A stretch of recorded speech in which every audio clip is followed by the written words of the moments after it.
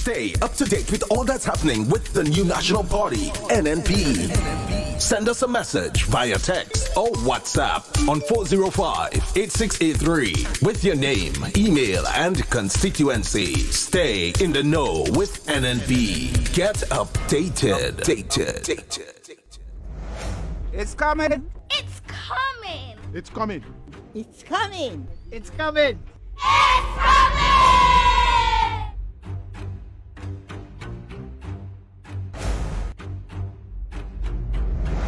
This Wednesday, March 20th, we head to the Progress Park for the Eastern Zonal Meet of the National Secondary School Games. Come see powerhouses: St. David's Catholic Secondary, St. Andrew's Anglican Secondary, St. Joseph's Convent St. Andrew, Grenville Secondary, and the Grenada Christian Academy. So this Wednesday, 20th March, Progress Park, and then on Friday, 22nd March, we head to the Hillsborough playing field for the Northern Zone, which features Hillsborough Secondary and Bishop's College. Admission to all these games absolutely free. Our nation's children still have a dream. The opportunity will shape their destiny. Your games, your future.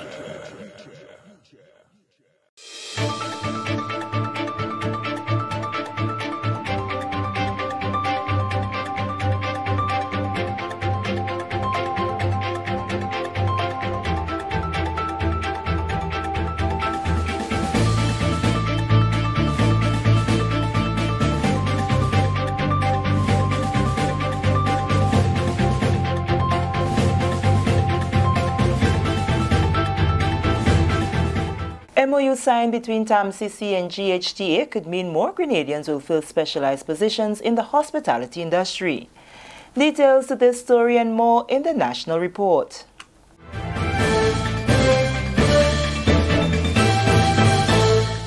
With the National Report for Friday, March 15, 2019, I am Sherry-Ann Noel.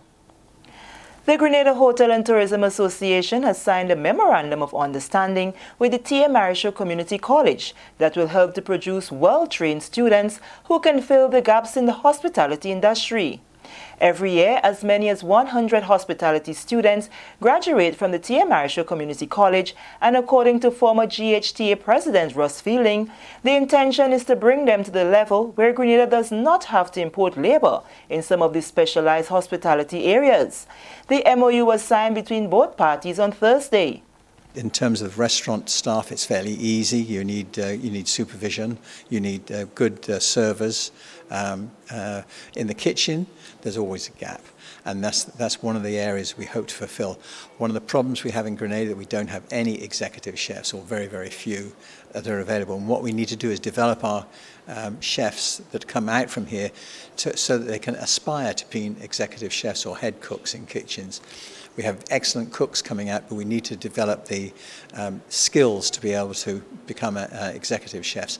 TAMCC probably hasn't got the ability to do that currently, but you have to lay the foundation for those students so that they can go abroad and study to be executive chefs and managerial staff. I mean, management is always a problem, and that is a gap that we're seeing, and that is a gap that we're hoping to be able to fill. The T.A. Marisho Community College and the GHTA have a relationship spanning decades, which was formalized by Thursday's signing. Mark Kitchen, who represented the GHTA, gave their commitment to ensuring the partnership is a success.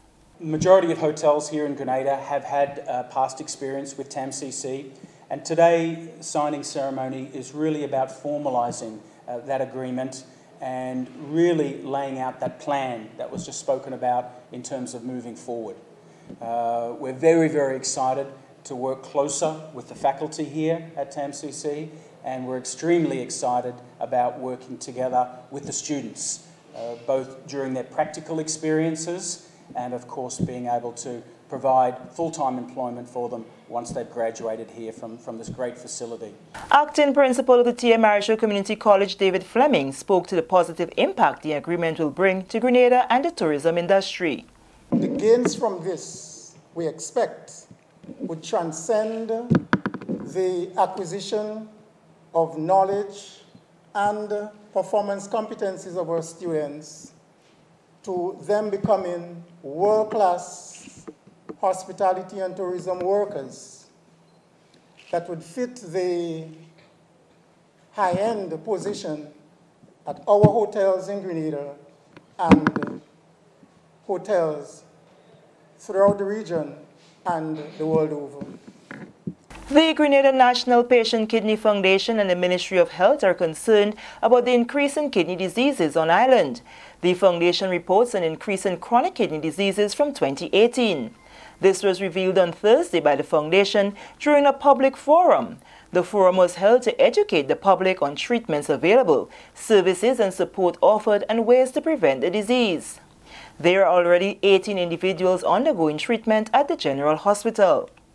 In Grenada, similar estimates, like I said, in 2018 there were 15 persons receiving dialysis and another 30 plus patients attending the renal clinic, which is set up at the hospital, the General Hospital. An estimated 20 more plus Grenadians all living outside. That's only what we know. 20 plus patients living outside of Grenada that are receiving dialysis and usually come back and forth to visit, and they receive their treatment at our clinic. And for 2019, we have already gone as far as 19 patients. So we have jumped from 15 to 19, and I want to let you know that that happened within the space of 3 months. Director of Hospital Services, Dr. Carol McIntosh, highlighted the support offered by the government of Grenada to the hospital for kidney patients. The government of Grenada provides financial assistance to all patients with financial difficulty receiving dialysis through the Grenada Patient Kidney Foundation. May not be the best, may not be a lot, but it's assistance. And we're always saying, how do we work towards more? Peritoneal dialysis service is offered at the General Hospital under the guidance of Dr. Bristol. And she will talk about the numbers that are going up and how we can try to support in moving towards that. Medications provided at the General Hospital Pharmacy at concessional rates. So it's at a lower rate because the medication prices can be off the wall. And we don't want to be, and I can tell you this from here, I'm starting October 1st, so I can't tell you all through the years. But we don't want it to be that you're not taking the medication because you can't afford it. That you have to have some assistance in that. This is a national report. More news after the break. Last time, we entertained and thrilled you with song, comedy, drama, music, and dance. In 2019, we are back to light up your night as the RGPF Women's Arm presents Shine 2. A showcase of talent from all law enforcement women at the Grenada Trade Center on Saturday, March 16 from 7 p.m. Tickets are $40 in advance, more at the door. Tickets available from members of the RGPF Women's Arm and regular box offices across the island. Shine 2. Come listen to the amazing voices. Laugh your socks off with comedy at its best. A night that will leave you inspired emotionally and gratified. So, let's make it a day. Saturday, March 16 at the Grenada Trade Center as we, the RGPF Women's Arm, presents Shine 2. Welcome back. Officers in the government service should endeavor to impact the system in a positive way, leaving a legacy of continuous improvement. This takes character and a consistent stance for efficiency and productivity. That was the advice from Prime Minister and Minister for Finance, Planning, Physical and Economic Development, Dr. the Right Honorable Keith Mitchell, when he met with the staff of the Central Procurement Unit recently as part of an ongoing finance staff engagement initiative. The procurement unit is mandated to facilitate the disposal of government assets, assist state-owned enterprises, government ministries and departments to align their legislative processes to reduce wastage and ensure government gets the best value for money. The unit is also in the process of developing broader purchasing agreements with the private sector and the general public to save money and improve the doing business process. Over the last year, the Ministry of Finance has made several changes to the unit to ensure that it is equipped to effectively carry out its mandate. The new construct has been highly commended by the World Bank as a model for the region. Among the decisions that are having a direct impact on the performance of the unit and the consequent positive impact on government coffers are the greater integration of ICT into the procurement process, policies to reduce the time taken to implement projects, the introduction of sustainable procurement practices, continuous staff training and capacity building exercises. And finally, Agriculture and Lands Minister says job well done to the Inter-American Institute for Cooperation on Agriculture, ICA, on its many successes throughout the sector in 2018. Minister Yolande Bain-Horsford shared the commendations during ICA's accountability seminar on Thursday. Training, research and internship programs, technical assistance, yellow-resistant plants all form part of the cooperation's success story of 2018. According to Minister Bain-Horsford, Grenada's sector will not have been as productive without ICA's assistance.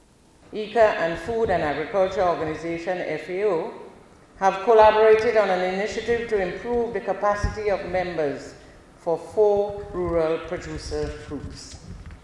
This initiative provided training in the areas of financial accountability, management, and effective communication for producer groups, in an effort to augment the actions taken by the ministry to combat the dreaded citrus greening disease.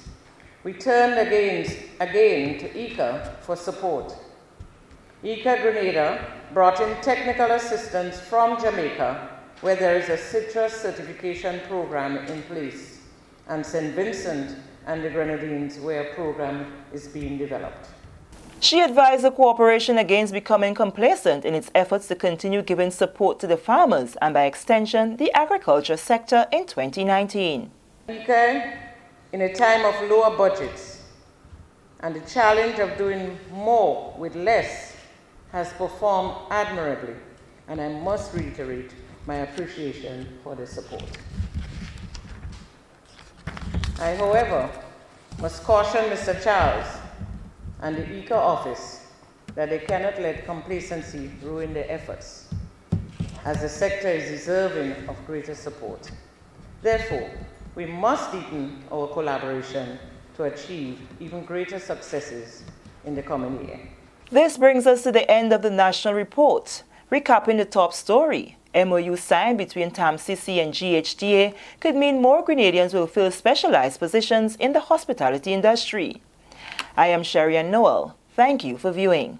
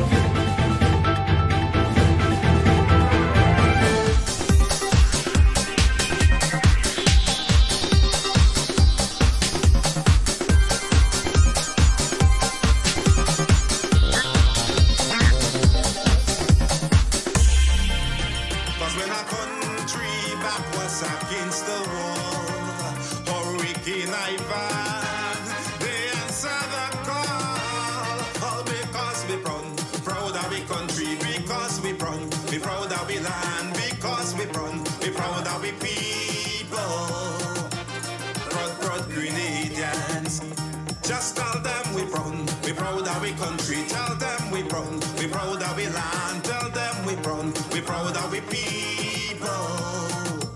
Proud Grenadians. Grenada, we love you.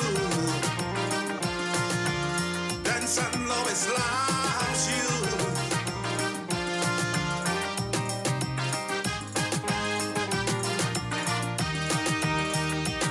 Look, we've held on together through difficult of times. Where dispute arises, we'll find a common line. This country we put before ourselves. Acts of unity, always on a shelf. So no impasse could tear this country apart. 25 and on, Grenada in the heart. All because because we proud of we land, because we proud of we people. Proud Grenadians. Just tell them we proud of we country. Tell them we proud of we land. Tell them we proud of we people. Proud Grenadians. This Wednesday, March 20th, we head to the Progress Park for the Eastern Zonal Meet of the National Secondary School Games. Come see powerhouses: St. David's Catholic Secondary, St. Andrew's Anglican Secondary, St. Joseph's Convent St. Andrew, Grenville Secondary, and the Grenada Christian Academy. So this Wednesday, 20th March, Progress Park, and then on Friday, 22nd March, we head to the Hillsborough playing field for the Northern Zone, which features Hillsborough Secondary and Bishop's College. Admission to all these games absolutely free. Our nation's children still have a dream. The opportunity will shape their destiny. Your games, your future.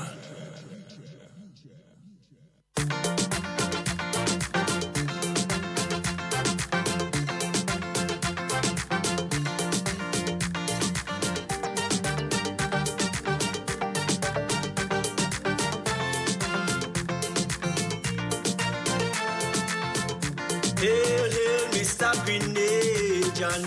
It's with great concern that I ask this pertinent question. I can see by your actions that you can tell us, pay no heed while this country struggle to make progress. Yet you claim that you love Grenada and she is second to none. But the first chance to get you split, you pack up and run. Remember, you was counted as a citizen of this nation. Rise and take a stand and make a contribution. What have you done for Grenada lately? What have you done to improve this land? What have you done for your country lately? Where is the proof you make a contribution? Have you toiled the soil and the hill to reduce our input bills so we could keep a couple dollars in hand? Now is the time to get up and get, cause the worst of time ain't come yet. Now the chips are down, stand up and fight like a man. The country needs you now. The country needs you now. It don't matter how much you do, it's the little bit to see us through. The nation future depends on you.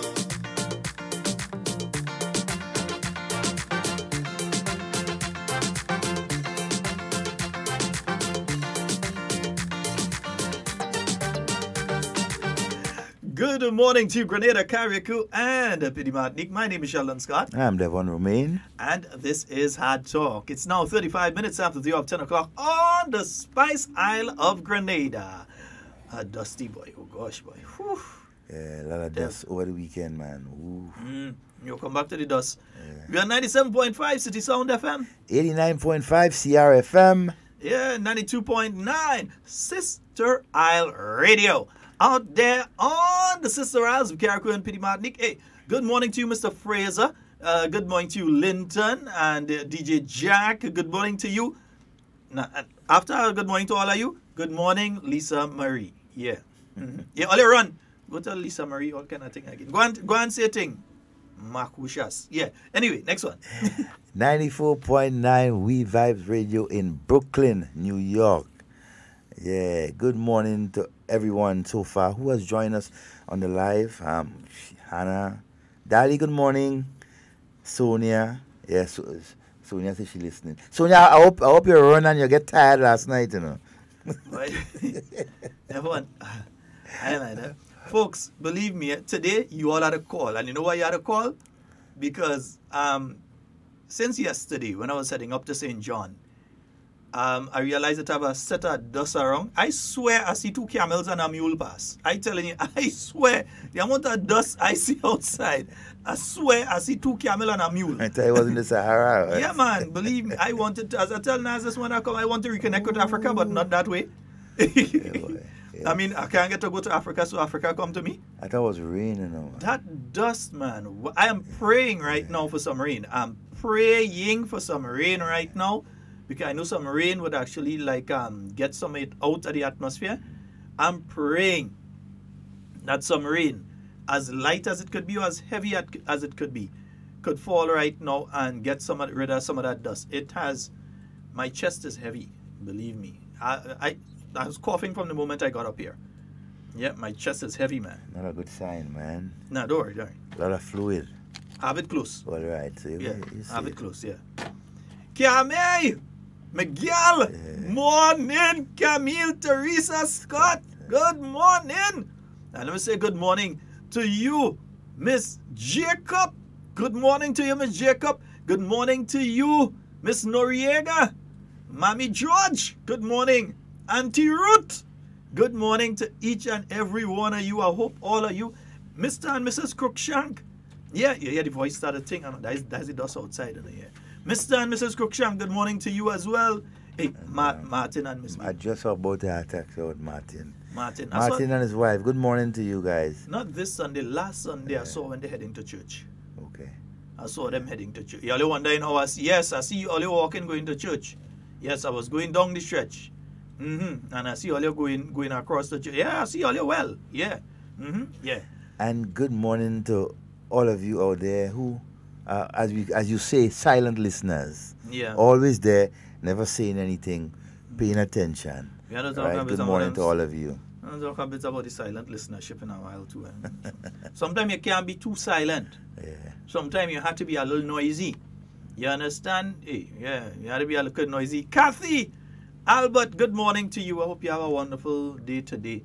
Hey, Zingo, our friends out in the diaspora like Zingo, Patty and Patricia and Matthew. Up to yesterday, Camille said to make sure and tell all you hello, eh? Right, yeah. Patricia and Matthew. Right, nice. Our good friend Ian out there in Canada, he didn't make it for the cricket, man, but you know, once he make it for the cricket, he go make it for something else. That means he building up his resources. Yeah, so that when he come, he can let the sources flow. Pedro out there in Canada, good morning to you. Yeah, Pedro is a good guy, man, always locked in. Always locked into Hard Talk. And we should also say a very special, glorious Grenadian good morning to you, Burbies and Muscles. And we have to say a special good morning to you, Mr. Kenneth Watts. We hope that you morning, Mr. Watts, are having a fabulous morning this morning. Yeah. Zingo, we call Zingo, boy? We call Zingo. You call Zingo? You know, Bev, morning. There's an artist out there in Canada, Kenny C. Always pop up around. Say your nephew now, man. Not my nephew, man. Your cousin. Your cousin? Yeah, he been doing this thing for a long time. You say the man doing a thing? Yeah. He been doing this thing for a very, very long time. Mark, wait, let me see if that is it. That is it? Yeah, hold that there, boy. Yeah. Don't let that get away. Don't let that get away at all. No way, no, man. Get that, no. Yeah, it's about... Yeah. Don't let that get away, man. You know? Again, so good morning to all of you. Wherever you are in the diaspora, whatever you're doing, special good morning to you. All right? And we hope you had an enjoyable weekend. I'm glad you can join us this morning and for the rest of the week. Miss Jacob, give me a buzz. Let me know if you're okay, because I know with that dust. Yeah, and I know she does have a little... She on the eastern side, so you know. Yeah, Miss Jacob, give me a buzz. Let me make sure the phone line clear. Miss Jacob, give me a buzz. Let me know you're okay. Because I know with that dust, I know. All right? And we want to make sure that everybody cool, everybody okay. So give me a buzz. Let's know if you're okay. All right. Nice. Good morning to all the doctors and the nurses and all those affiliated with the Ministry of Health. Good morning. Special good morning to all of you. You know, continue to serve our country. Devon, I'm absolutely positive that they have had it rough between yesterday and today and continuing. Because asthmatic patients, I don't get asthma attacks easily. I'm asthmatic, but I don't get asthma. I only learned that asthma when I was about 30-something years old anyway. So, yes, and that was not too long ago. So, the thing is, you have to be so very careful when you are asthmatic. So, if you know you have children who are asthmatic and they've gone to school today, it's very important that you ensure that they have their Ventolin, their Becotide, whichever one they're using. Ensure that they have their medication. If you're home and it's at home, I'll advise you to drop it off at the school for them. Yeah. Drop it off at the school for them. If you have children who have various ailments like that, it's also important that the school and their teacher knows because with this amount of dust that we seen, I tell you, I sure see two camel when I heading up the road yesterday. 4 seater dust outside there. Yeah, 2 camel walking. I see a caravan passing. So it's a lot of dust. Yeah. It also makes sense washing down that car. Right now, I wish I was living like on the middle part of the country, high up Birch Grove and up in Granitang, for a couple of weeks. Go there and camp, nice, fresh, breeze, everything you're getting out there. Yeah, it might be in the rainforest. But that's the safest place right now. Right now, the safest place. So all the visitors to Grenada, we're usually not this dusty. Don't blame us. Yeah, and we have a cruise ship in the harbour at this point in time. Pretty big one. Still much better than what you see in some European cities. Oh yeah, it's still good and there are times I've been in London and you can't even see a few feet in front of you. Serious, man. It's much better. Both for dust and for pollution. One time I was in Canada at a point in time, I lived in Hamilton. Whoa, that is the most polluted city I know in Canada, because I think that's where they do a lot of steel and all that sort of thing. We will go on the top of the hill, on the mountain, and when you look down, you could see that thick, dark covering right over the city. Wow. And we like. I'm just praying that this eases up. I'll have to get a respirator or something. I can't take much of it. Lesan is saying that they're suffering with it in the BVI as well. Okay. No, it's something that we have every year. We usually have it. But these past 2 days have been some of the thickest I've ever seen it. I've never seen it so thick. I'm telling you, I thought it was rain. At one point in time, the rain was falling yesterday morning, right? And after that, we continue seeing all these, clouds. I say, wow, that rain is finishing. Not knowing is that cloud that dust right over. So people with newborns, children, infants, newborns and so, please pay particular attention to them. Keep a special eye on them. Because sometimes you're not yet aware that they are asthmatic or so on. Yeah. It can be triggered by the dust that we're seeing around, and you might find out a little too late. So keep a special eye on them in this sort of atmosphere. The elderly who are already suffering with various ailments and so, you need to check on them. Some of them, if they're living alone and so on, different things like that, you need to continue checking on them every couple hours. You should be checking on them every couple hours anyway, but especially in a situation like this, you need to be checking on them a little regularly. Make sure they have their medication. Water. Make sure enough water, Make sure they have their medication. To the residents in Point Saline, Calais, Frequente, and surrounding areas, NOASA has sent out a notice that water will be turned off. It should have already been turned off at 8 a.m. this morning until 4 p.m. That's to facilitate the repairs to one of the mains that lead to that area. They will be turning back on the water a little after 4 p.m. this afternoon. So while you're out for the day, no water. When you come back home, there should be water. Those who live in the elevated areas, the higher areas, the water will take a little while to get to you. Like those in Granans Valley up on the hill. Yeah. Well, not even Granans Valley, but anyway, down in Chublu up on the hill. It may take a little longer to get to you, but it will be turned back on a little later. And knowing the guys in NOASA, they give you 4 p.m., but they go aim for 3. Yeah, by 2-3 o'clock. Yeah, Vaughn and them don't play that. Yeah, they're giving you a time, and the time they gain you is they aiming for a time before that, Yeah? Nice, yeah. So, folks, as we say, all you had a call today, 440-7377. And 347-329-3101. It is an open line this morning. It's beautiful Monday morning. One thing I despise in life, I despise people who willfully try to mislead others. That is the reason, via HARDTALK, we tend to give you a lot of critical thinking analysis on things. We tend to tell you things, and we give you information for you to research for yourself, because we have no intention of attempting to shade your mind in the wrong way or make you. Let's take this phone call. Good morning and welcome. Hello, good morning. Good morning. Good morning. How you doing? Oh, we fine. Right. I hear you announcing the Eastern Games for the secondary school. Mm-hmm. Hello? Yes, we have. Yeah, but I don't hear any time. He advertising, but I don't hear any time he's starting. 9 a.m. 9 a.m. because I'm a sports fan. I want to go. 9 a.m. and I know you're going there and you go lively up the thing. Well, I didn't go in the Western games, but I saw the news and I saw it on TV and what. It was a bumper. You miss out, my girl. You miss out. I know, and that is my main hobby. I'm going anywhere every time. And you know the Grenada Invitational coming up, eh? Oh yes. I heard somebody said that. And they're selling tickets already? Yeah.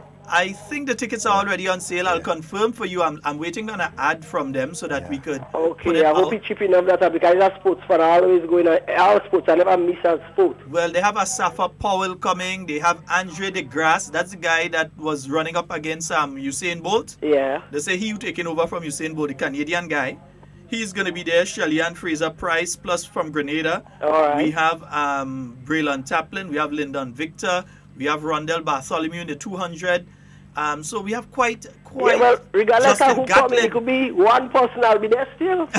Right for there. Yeah. Okay then. So we're looking to see you. Okay, thank you. All right, beautiful. Yes, indeed. And we have another caller online. Good morning and welcome. Yes, gentlemen. Good morning to y'all. Good morning to me you. no friends with you, Jed. We're calling here for Jed. Me no friend with you. You make your oil long yesterday and showing off. Let me tell you something. I had to beg for us to make that oil long yesterday. I have to beg to make that oil long yesterday, and because I came over in Brooklyn only for 1 week, and right now I'm heading down to Indianapolis. I'm on the road right now. So I leave the place from 12 o'clock. I have a couple hours to reach my destination. Mm-hmm. So I had to show up because when all the cook, all you won't give me, so I had to take where I getting it. Oh my God. Anyhow, well, just to say this, by the way, I don't think you fully grasped what I was saying Friday, but that's besides the point. What I want to know is I haven't been hearing anything about the national health insurance. To me, it's like everything is. I don't know if the idea is abandoned or whatever. So I think as Grenadians we should get to know about it now. So if you can get, I don't know, the minister or whoever is dealing with that, just come and tell us. I mean, you don't have to give us all the information, but let me know approximately where you reach. You're totally right. Based on what I understand from the minister before, she was saying by a particular time everything was supposed to be rolled out, or something to that effect. Mm-hmm. But now we ain't hearing nothing about it. Yeah, no, you're totally correct, and I do blame myself for not finding the information and bringing it to you. If you're saying that this is a national issue and you're not hearing about it, you can't be wrong, you know. It has to be that I am wrong and that our team is wrong. Because if you're not hearing about it, it is our responsibility to find the information and bring it to you. So I can't say that you're wrong. You're right. No, but so I have to find it now and bring it to it's you. Not only HARDTALK as an entity.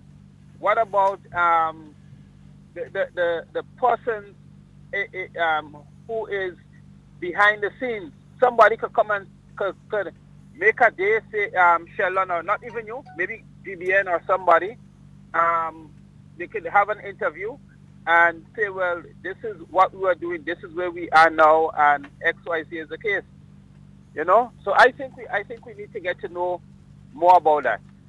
That's just my contribution for this morning. You're absolutely correct, my brother. Right. And I understand this thing what you're talking about with the dust, because I saw Mikey post a picture yesterday, or a couple pictures yesterday, or sometime over the weekend. But I find that does too thick, man. That does too. I don't understand what's going on. It's the worst I've ever seen. I've never seen that home before, so I don't know. If it's something, a new thing that is happening, or no, from if a it's child happening at a greater magnitude now. No, as a child, I know that during the dry season you usually have it. As a child, but remember, I grew up part of my life in Trinidad, so I knew it in Trinidad as a child. I've known it here in Grenada over the past few years. But I have not seen it to the level. I've never seen it to the level that we're seeing it over the past 2 days. Okay, so the magnitude has increased, we could safely say. Yeah, and I think it has a lot to do with deforestation in Africa and so on. That leads to a lot of what we're seeing.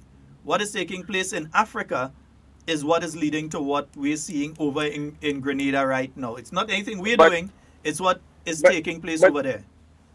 But if it's coming from the Sahara Desert, then the desert doesn't have trees. No, deforestation further up is affecting things that also affect the Sahara Desert. So yes, the dust is coming from the desert, but there are other things that is causing the dust to pick up and move. And that's happening outside of the Sahara. So it's like a chain. One thing happen one place, and next thing happen next place, then the Sahara, then the winds that usually come that bring the hurricanes and so across, they take it and they bring it across to us. So it's a chain of things. Well, you could have a point. And one of the things I think we should do, I just speak about deforestation. One of the things that happens is that when persons, like companies would cut trees, they would actually replant trees. I think that should happen like in the Caribbean region and other region too. I mean, who doesn't do it? I mean, home we would just go and we'll just cut a tree, you know? And we'll say, oh, it's just a tree, we just cut it. And I'm not sure if the government would, in the near future, put some strict regulations towards that, but they should. They should look at that too, because deforestation is a serious thing. Okay. All right, my brother. All right. Well, thank you so very much for your contribution. Yes, good morning. Good morning again. As you and that too, I want to say good morning to all the environmental wardens out there. Those of you continue to do a good job in the overhanging over the Granite Tank, the Budge Grove, those areas there. Excellent.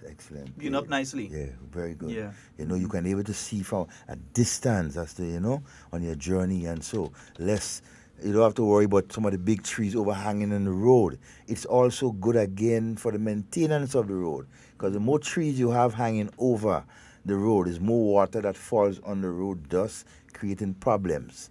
You understand? So, hey guys, continue to do excellent job that you're doing, okay? Yeah. All right.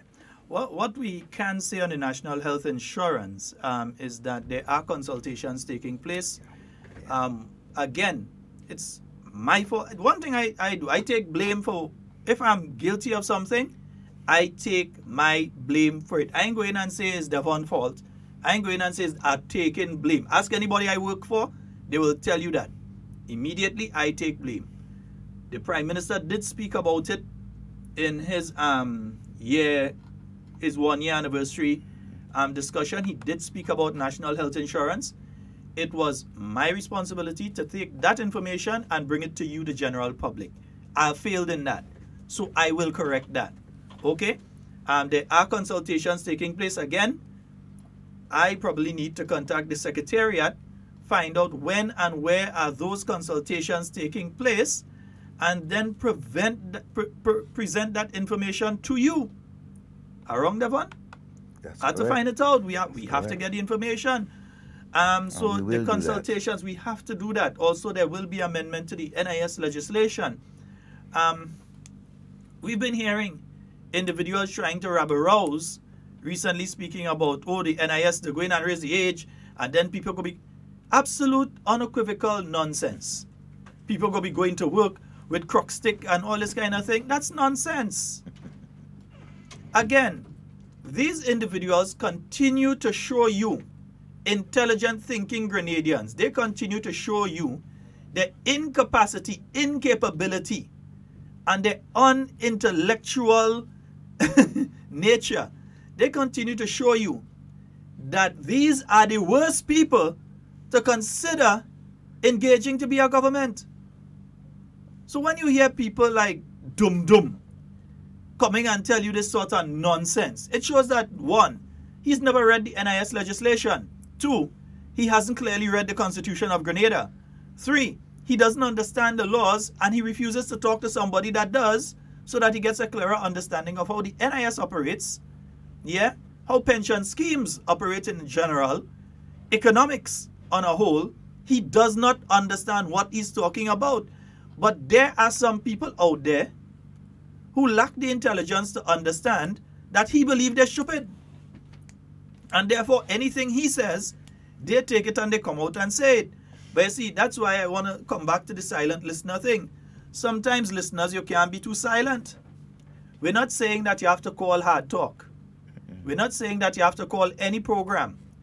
But when you're there, be it in the supermarket, be it on a bus, be it in church, be it in town, be it in a neighborhood shop, when you hear these individuals spreading these lies, correct them. Don't be a silent listener then. Be a vociferous voice. Yeah, let them know. Yeah, you have to say it. For instance, they keep saying NNP put a pension in place for politicians. And the intention there is to give the impression that a Dr. Keith Mitchell-led government was the one that put in place a pension scheme for parliamentarians, which is not true. That's a lie. It was Dr. Keith Mitchell-led New National Party never put in place a pension scheme for politicians. It was done by the Herbert Blaise administration. Dr. Mitchell was a member of the Herbert Blaise administration, yes.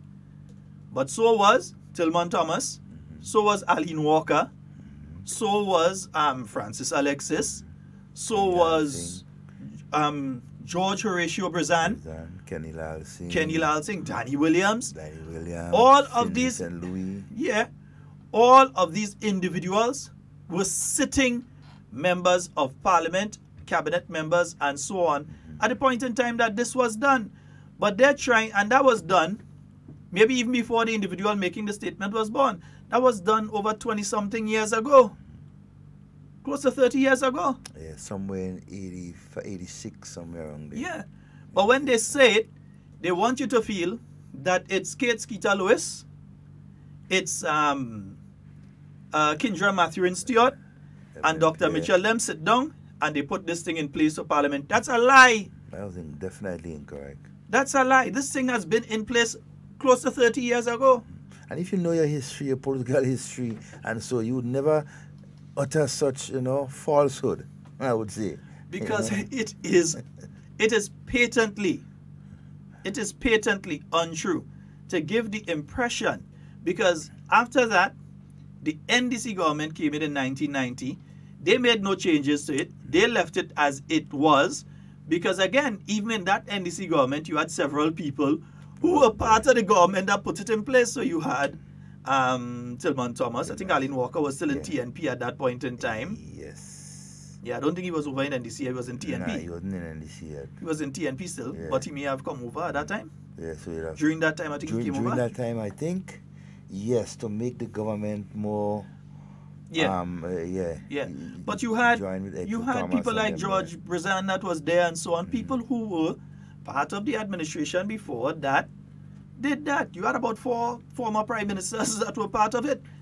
And you have to understand that when a person becomes involved in politics, as it happened in those days, you became involved in politics. Number one, you had to give up your substantive job that you had in the first place. Everything. And if you had a pension or gratuity to receive there, for instance, Kate Skeeter Lewis, as it is right now, has given up her government pension. So she, as a person who was, I think she had close to 12 or 13 somewhere years there. No, she had more than that. 16 or 17 years. Yes, teaching, teaching. So in other words, she just had to make another 10 years, and she is in her 30s. Yep. So she was well on her way to being pensionable. Yeah? And with the 70% of your last salary pension. Yeah? So she was fully on her way to being pensionable. Now she has broken service with the government of Grenada to give service at another level. She has broken the service with the government of Grenada, which means that she has no government pension to get otherwise. How do you protect individuals like that? How do you get individuals who were working in the government service or another service that have a pension that's based on the number of years that they make? Yeah. And these persons break that service because they may be the best person to serve. They may be the best person to serve in a specific capacity. So that individual breaks their service to give national service. So you break You have no pension to get from government again. You give national service, and then at the end of national service, you ain't supposed to get anything? Not fair. Well, that is the reasoning behind why that was done back in 1984, 85, somewhere there. That is the reason why that was done. But there are those who continue to give the impression that something wrong was done and that it is this NNP that did it. Because, see, they believe that you dotish. They believe that you stupid. They believe that they could just say anything and you will immediately believe it because they're supposed to be this repository of knowledge. They are attempting to mislead you. But if you remain silent listeners and don't speak out, if you remain silent listeners and don't let people know what these individuals are trying to do, if you remain silent, eventually their narrative will become the reality. What WeiVybz used to say, repeat it, repeat it, repeat it, eventually people will believe it. Exactly. Yeah. Eventually you'll believe it. That's what WeiVybz used to say, you know. Repeat it, repeat it, repeat it, eventually people will believe it. Yep. That's how propaganda works. So they're saying, repeat it, repeat it, repeat it. Eventually people will start to believe it. Yep. But the facts are different. They're attempting to make, for instance, they want when Skeeter goes in an area, somebody start to cuss her and say, oh, you wicked too much. All you go and all you set up pension for all yourself. When this was done 30 years ago, she wasn't even in primary school. Or probably she was just getting in primary. No, she probably wasn't even in primary school yet. Yeah, I believe so. We have a call online. Good morning and welcome. Hello. Hello, morning. Good morning, Andre. Andre. Good morning to Sheldon and Devon. Morning, Camille. Good morning. How are you all doing there? Yeah, we good. Well, I'm all right for the time. Patty, good morning, and Matthew.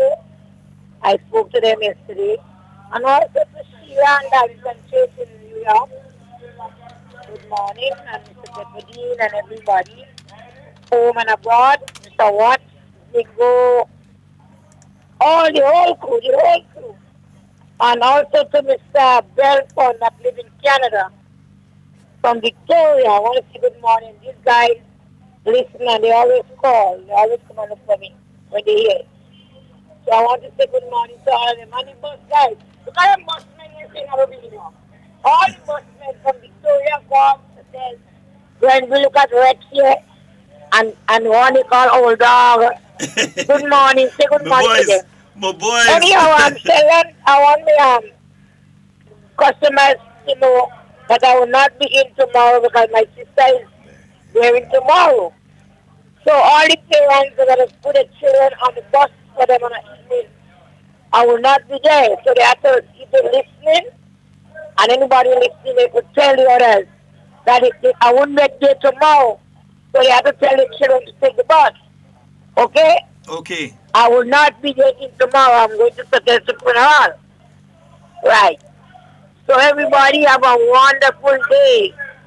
And good morning to the Prime Minister and everybody. Sandra Thomas and Mr. Thomas, you know, with it. Brother Tillman, everybody. And the children, hello, good morning. Have a blessed day. Bye-bye. All right, my love. Camille, good morning. That's my sweetheart, you know. A little tap there, you know. A real sweetheart, you know. Like Miss Noriega. I'm a sweetheart, you know. That tap, you know. Yeah, and Camille, I'm a sweetheart. When I see I go up in Pity Martinique and I land by Mama Jane and she bring out the sea egg and them kind of things over me and the fish egg and thing. And you see she says sit down there and eat. When you see I see Shoma and them up in Pity Martinique, don't get tap, you know. That's my people. All right. When is the next calendar activity in Carriacou? That's the Carriacou Maroon Festival. That will be on the last few days of April. Somewhere around the 27th, 28th there. You'll have the Carriacou Maroon Festival. So that'll be a nice one to head up there, Devon. Yeah, you could experience there and go for extra days so that you could go in Pity Martinique. What do you think about doing hard talk from Pity Martinique? Man, we have to. I don't know how the logistics. I think it's time we start to rotate hard talk out of the studio. So we got to do a hard talk. Yeah. Technical man, you feel we have the capability? Yeah, man, we're doing that, man. Yeah, we're doing a hard talk in Pity Martinique. And not from the school. We want to do it outside. Where fisherman passing in the back. Where fellas passing and thing. Yeah. all in the bus terminus, all different places, places that you can go and get the views of persons and let them share how they think. And I say, hey, you never know. Hard talk. Hard talk. Yeah, when we get bad, we're doing hard talk on the street in Carriacou. Yeah, we're going in Hillsborough and we're doing it right on the road. Yes. When we get bad, watch, play with us. You could do hard talk from anywhere, we bad like that. Yeah. Folks, 440-7377, that's the number to get on the inside. And 347-32. Wow, look at that. Hey, forget today. 329-3101. Folks, remember, it's important for you to talk and not necessarily on Hard Talk or any other radio program. Here's what. Some people say, oh, they only getting 1 or 2 calls. That's not a bad thing. If you're a teacher and you're teaching a class, and when you're teaching the class, at the end of the class, the students have a set of questions, you're not a good teacher. You're not a good teacher because it means that you were not clear. It means that your methodology that you used to teach is not working. And therefore, your students did not understand what you're saying. Hence, you end up with a set of questions at the end of the class because they're asking the questions for clarity because they did not understand. Some may ask questions because you've opened up their mind to something new and they want to expand on it, so they ask questions. That's one thing. But if you're teaching a class and then the students have to be asking you over the same things that you've just taught, you are not teaching properly. You need to change your methodology. Something is wrong. So that's why when it comes to Hard Talk, you expect to hear 20-something and 50-something calls in an hour and them kind of things. We don't have time to talk. Yeah. Good morning and welcome. Good morning. Good morning, Devon. Good morning. Good morning, Sheldon, and whoever else is there. It's my second time calling you all. I'm calling from Carriacou, so I want to tell you, Maroon Festival, 26th to the 28th. All right. Roll rice, cuckoo, all kind of thing. And I want to say something about NIS and the proposed change to the 65. As far as I know, Grenada is the only place. I do not know about everything, but as far as I know, Grenada is the only place that had such early retirement at age 60. Are you hearing me? Yes, we're hearing you. We're listening, yeah. We're listening to you. Okay. I have been living in Canada for many years, since 1970. And it has always been 65 retirement age. So you figure out how many years that is. That's that's almost 50 years. And it was 65. However, recently, about 4 years ago, they changed it to age 67. Wow. For retirement. Yeah. But how they do it is they say persons born by by such and such time, after such and such time will have to go to 67. They don't just do it crazy like this. Yeah. But from my observation and the information I have with the NIS does an actuary report every few years, and since 2009, they put out a report to say that they predicted that the NIS will be going into a shortfall by 2029, which they presented to the government. Now, 2009, that was the NDC in office. Yep. Well, they did not do anything then. I want to tell you, I am non-partisan, non-political. I'm just speaking the facts. Okay? So they did nothing then. Then there was election in 2013. But the government did nothing then. I believe, according to my recollection, that's when we went into the business with the IMF. Yeah. And then there was an election in 2018. Now, there was another actuary report done recently, remembering that they said the NIS will have a shortfall by 2029. This is now 2019. So we only have 10 years. And remember, the government has had some financial problems, and they have borrowed from the NIS and stuff. So that means the monies must have gone down a bit faster. So now I hope you can understand the rush and the importance of trying to implement the new procedures for the NIS. I am speaking again just as I understand it. Okay? And if we do not want anyone to have to miss or not to retire and not get their pensions paid by the NIS, it's up to us and it's up to the government and everybody to do what is necessary to ensure that we top up the NIS as quick as possible. Am I making sense? Yes, you are. Making a lot of sense. That is how I understand it. Remember, I said I'm non-political, non-partisan. I just want to exercise common sense. And I'm saying Grenadians have been, we have been spoiled with early retirement. Everybody else retires 65 and 67 and thereabouts. So we have to go with change. We have to make up our mind. This world is about change, and we have to make changes, and we have to change our attitudes.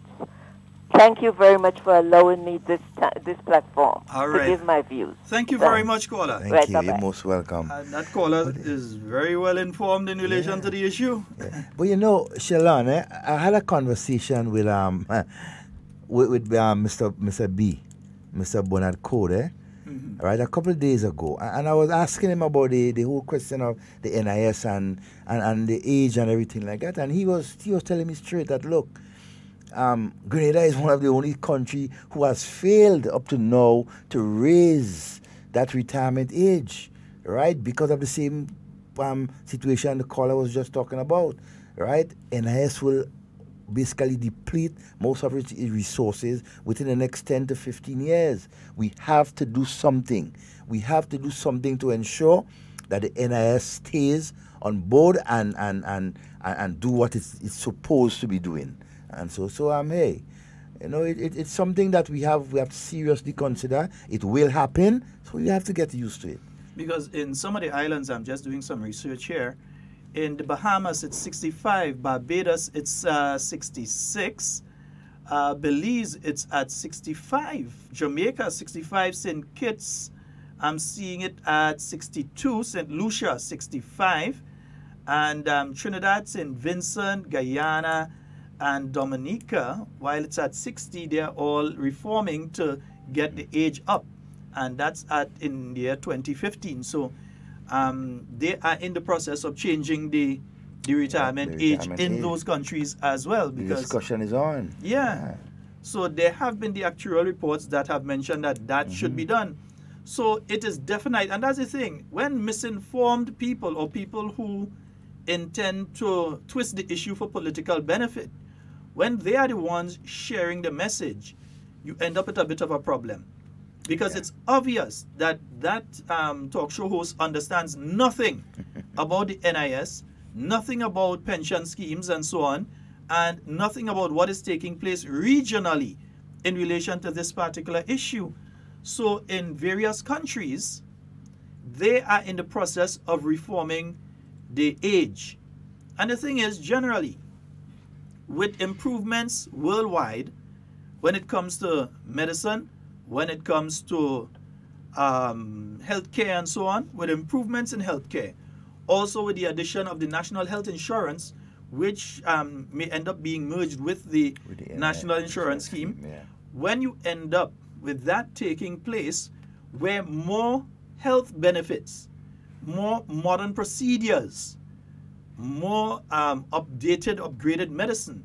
For instance, when it comes to sickle cell anemia, there are some wonderful things that have taken place quite recently in relation to addressing the issue of sickle cell anemia in some persons. In fact, one report has been that they've been able to cure it in one individual. That's just in the test run.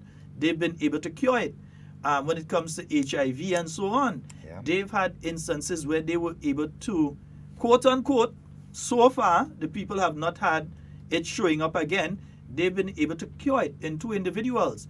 They have instances right now, if you're taking your antiretroviral drugs, that you can have HIV, but it will not show up in a blood test. It will be in your system, but dormant.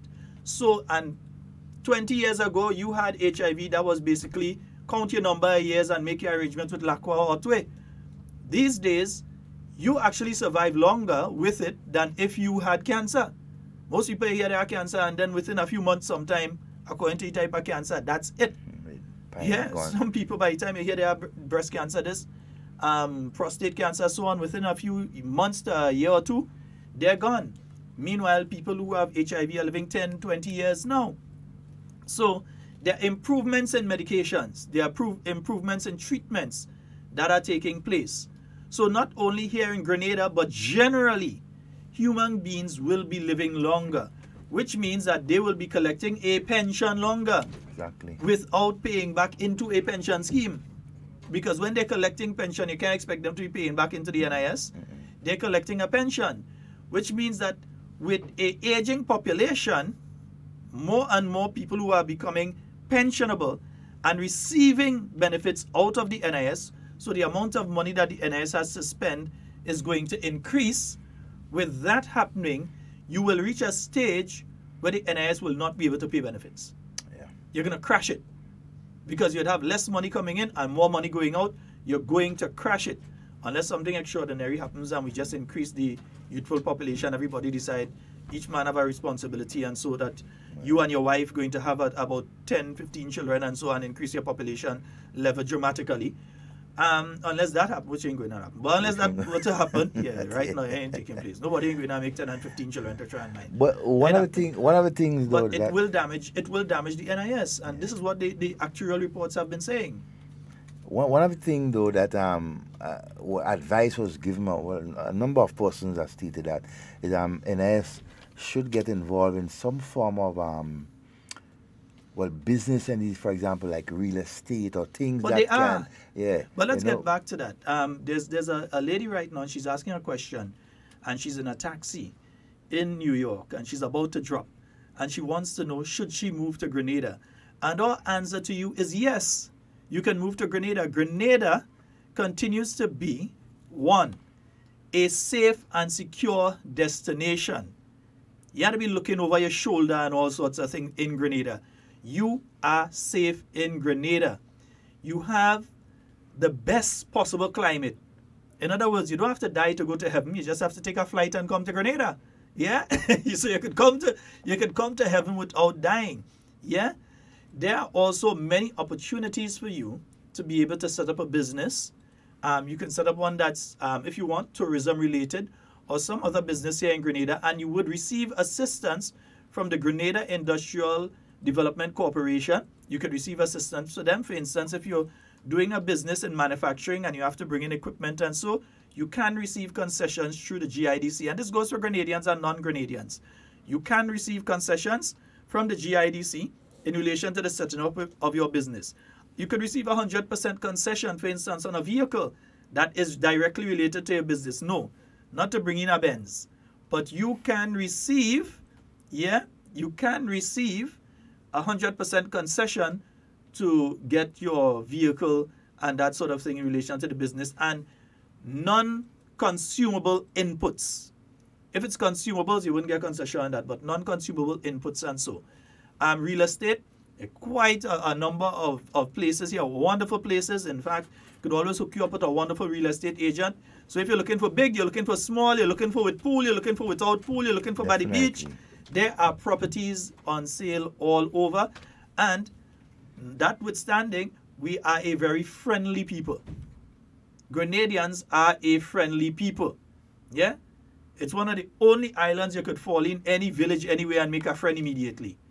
Certain countries and so you have to worry. You can't go on your own. The charge, I remember the ex-charge that used to be here, Mr. Louis Christchak. He used to, that's the American, basically the American ambassador, but the charge for Grenada. Used to just jump in the vehicle and go all over the place. You don't hear about that happening in other countries. That happens here in Grenada. He just used to jump in a vehicle and they tell him he had to go to a function in St. Patrick. Find his way. You used to see this man driving on his own, not with a driver, not with any set of security and all. This is Grenada. We don't need that.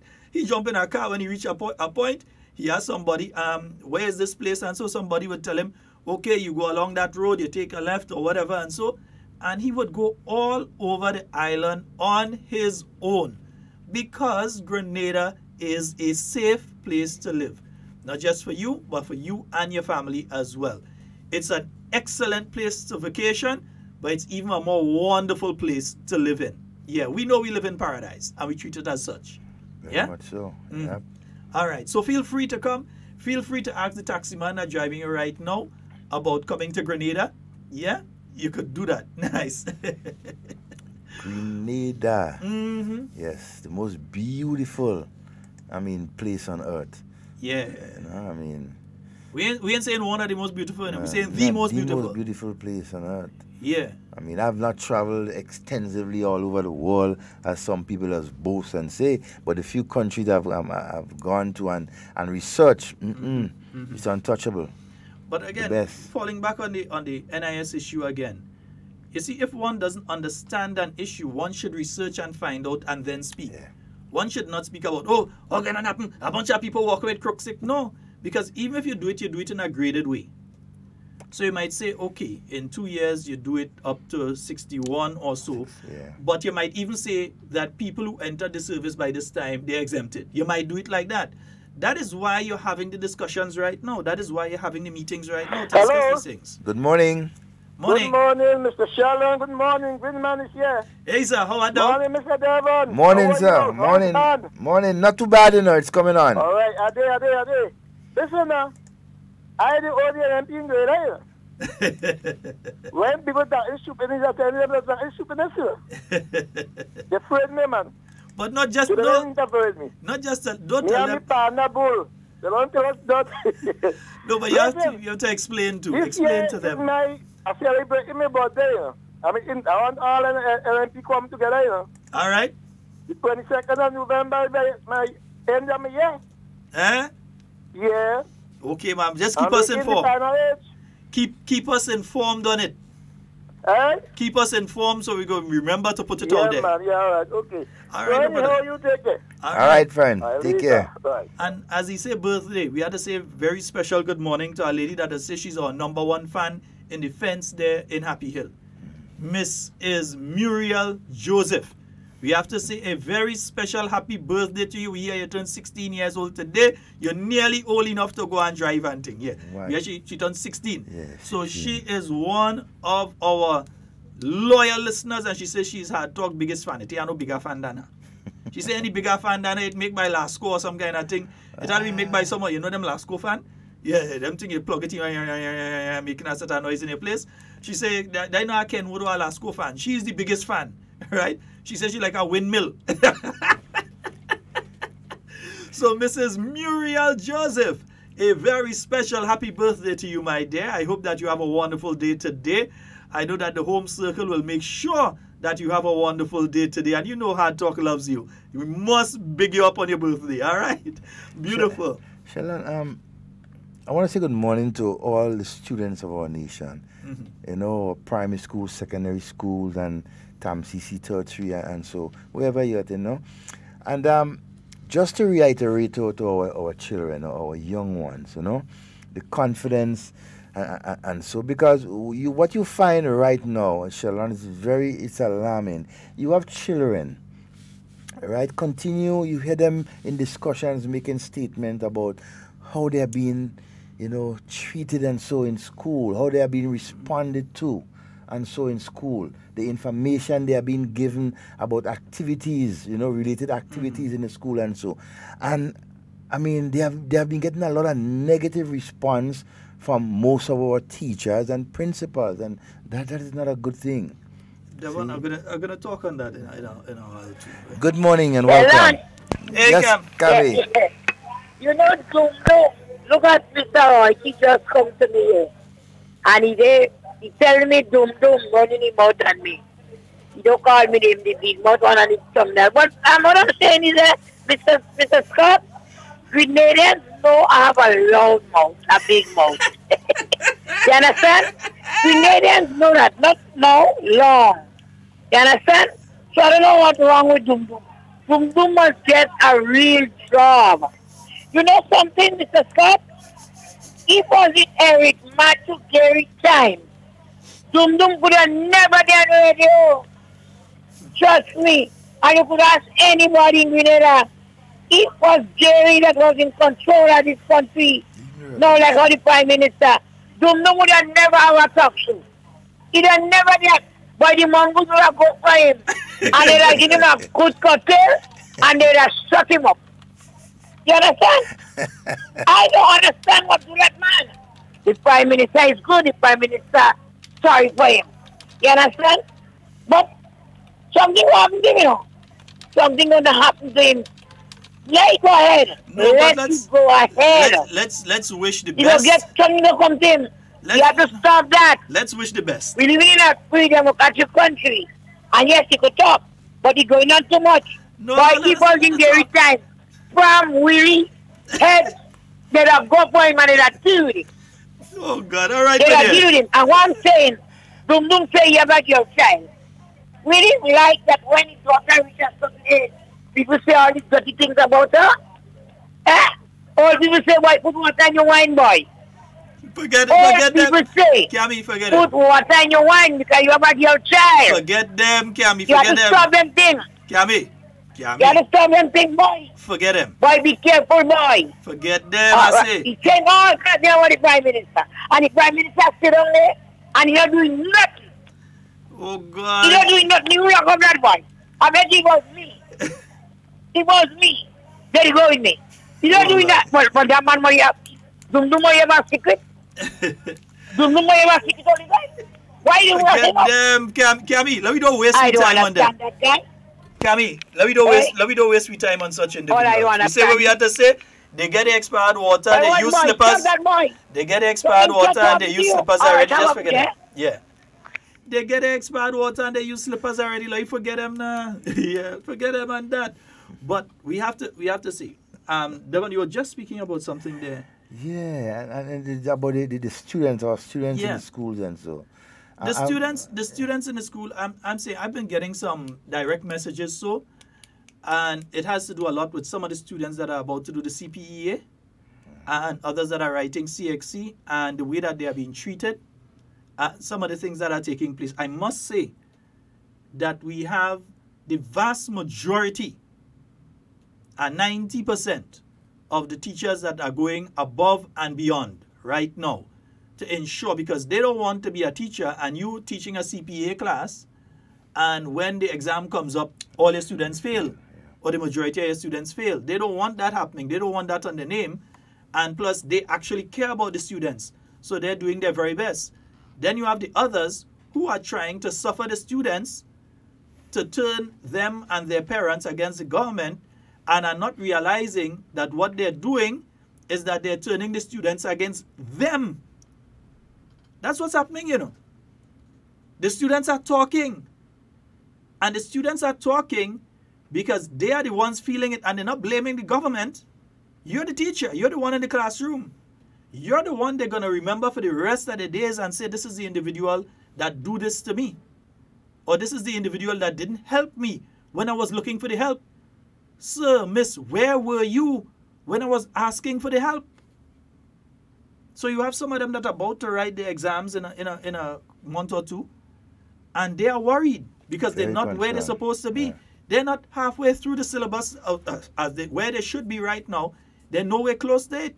And you have some people that are on go slow that are not interested in making sure that these students complete what they have to complete in time. As I said, that does not describe over 90% of the teachers out there. So if you know it's not you and it don't fall in your pot, have nothing to tell me. You know me, my mouth plain, straight up. You know it's not you, it don't fall in your pot, have nothing to tell me. But if you know it fall in your pot, you need to resign. Yeah, seriously. You're in the wrong profession. Get out. Go. You're in the wrong profession. Because if you don't care about the children, You're in the wrong profession. If all you care about is the almighty dollar, and you decide you want to make the children suffer, you're in the wrong profession.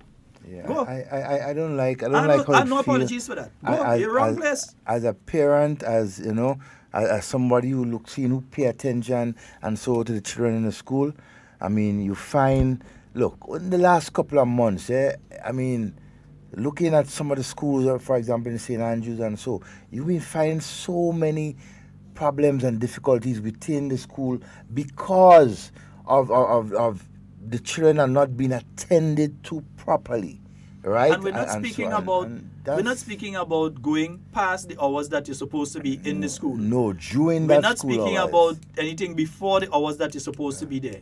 We're not speaking about doing anything that is out of line with what you're supposed to be doing. You're supposed to be going by a syllabus. You're supposed to reach to a certain state in the syllabus by now. You're supposed to be working along with the students within the time frame. Nobody is telling you to breach what your union is telling you to do by working to rule. But the rule is that you're supposed to be teaching the children. And if you're not teaching the children, you're in the wrong profession. That's like you're in Coast Guard and you're afraid boat. What are you doing there? Because there is no way. I mean, I don't know what some of the things are in the work to rule, but I am sure that there is no way in that whole document about work to rule that states that during the stipulated time that you're supposed to be in a job that you're not teaching. I mean, you have to be doing it. That's your job. That's your duty. The main thing those teachers that are involved in that type of behavior need to remember is that you pay the union don't pay you. So therefore, the union just can't give you directives. You're the one paying the union, not the other way around. The union should have paid you when you had that issue at the end of last year, because they are the ones that asked you to withdraw your labor. Yep. Yeah. And in any decent democracy, yeah, the unions also always ensure, especially since they're getting $0.8 million a year of your money, they should ensure that you were well taken care of. Yeah. But instead of going through the proper procedure and ensuring that you're remunerated through the union due to their action, they have decided to try and pressure the government. But you're not pressuring the government, you're pressuring the children. So here it is that they're trying to hold the children in the throat and pressure the children. That's exactly what's taking place, and I refuse to remove the analogy. You're holding the children in the throat to try and force the government's hand, and that ain't working. The only people that's suffering is the children. That's who's suffering right now. Yeah? No one has ever said that teachers don't deserve a raise in salary. Nobody has said that they don't deserve a gratuity. No one has said that teachers don't deserve a pension. Everyone agrees that you do. No one has said that you don't. But deserving something and the person who has to pay it being able to pay it is two totally different things. Exactly. Two totally different issues. And as critical thinkers, you all should understand that. But instead, some of them want to pressure people's children and that kind of thing. Yes. Parents, if some of you don't step into the breach and do what needs to be done, your children that you're spending all this money to send to school and so, and you're very interested outside of the financial part, but you're interested in seeing how they can develop in the future, you're going to pay a price. Some of you parents have to step in the breach. Do what needs to be done. And you know, amazing, there are some of our students, and so, I mean, they are so broad-minded. Some of them have basically taken the lead and formed themselves in little groups to help each other. Some of the Form 4s and the Form 5s I've known in one or two of the schools. And so, form themselves in some groups, and so there are one or two teachers who have definitely given out their time to assist them, and that is good. That is, we must commend them on that. When I was in secondary school and I was writing CXC, we formed ourselves into study groups. So us as students, those of us that were interested in our education, got together and we would interact with each other so that if I didn't understand the concept, there may be someone else in the group that understands it, and we would go over it and so on. And down to the librarian in the school decided, because the librarian in our school was a particular kind of individual. He had about 14 CXCs, all kind of thing. And he was the librarian. He had about 14 CXCs. He just used to write a CXC every year for fun. And he was able to sit with us when it came to English language, English literature, geography, and so on. And he tutored us for free. For free. Just tutored us. Because he had a love for education, a love for young people. He tutored us. And there may be individuals out here that have the ability to assist and help tutor and so on, let us not wait until it is too late. There may be a concept that a child needs to understand now. That will be the difference between them getting a grade 1 or a failing grade in CXC or doing the CPEA exam. Let us as parents take the opportunity and do what has to be done ASAP. Yep, a stitch in time saves 9 in it. Yeah, so let us do what needs to be done right now.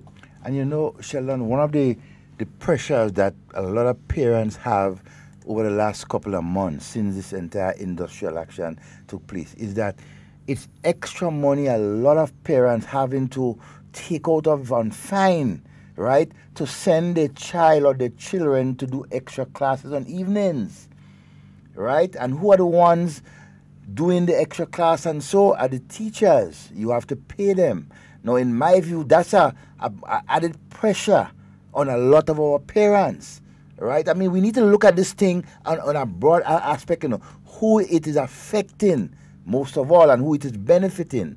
So, you know, we have to be very mindful of what we do, how we do it, and the care.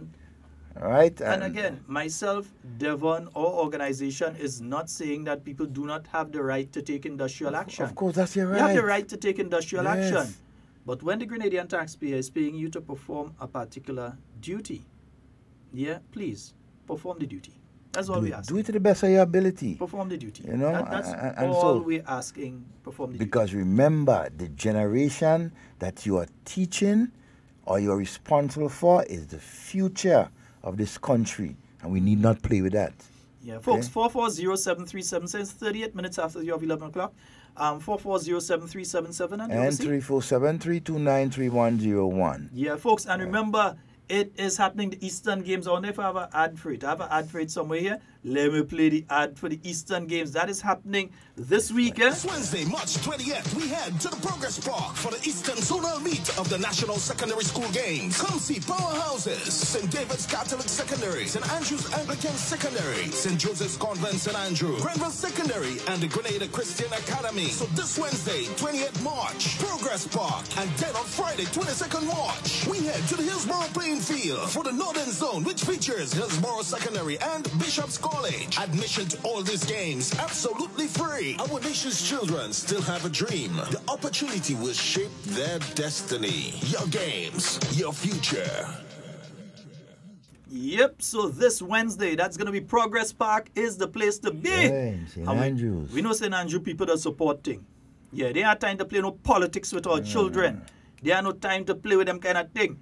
Yeah, because remember the Intercol Trophy last year went up to St. Andrew, innit? Yeah, the women. For the first time ever, the St. Joseph's Convent, St. Andrew, were able to secure. A lot of years they've been running second. Second and third and fourth, and they've been knocking. I've been saying for a long time that school had an Intercol Championship to win, and the day came last year. I was so proud of the young ladies. So I'm looking forward to see them out on the tracks this year. At the secondary school games. It's going to be very interesting to see them taking on SAS and so on in a kind of head-to-head. Don't look down at GSS and Christian Academy. Christian Academy has some, and that is basically in Christian Academy and SAS home turf. You know. And then you have St. David Secondary. I think I hit the wrong one. Oh dear. Yeah, call back. I hit the wrong one. And then you have St. David Secondary. Right, being part of that. So St. David's Secondary, former champions, in. It's going to be a really, really interesting one. We look forward to that. And after what took place for the Western Zone, a lot of people were people because of politics. You're on radio and you're saying you want the games to fail. The exact words, you know. Somebody who says they're Grenadian and they're patriot. A games is taking place for our young people to participate, to get the opportunity to be involved in a positive activity. Maybe they want them go in town and lie on the street and drink rum like them. Maybe that is what they want. Go in town and lie on the side of the road and drink a pile of rum, then come on the radio and talk a certain nonsense when you're done and drunk. Maybe that is what they want our young people involved in. Not me. I want our young people to be involved in positive activity. It's a sporting activity. Take the opportunity, go on out and participate. Yeah? Go on out and participate. And parents, y'all don't play that tonight.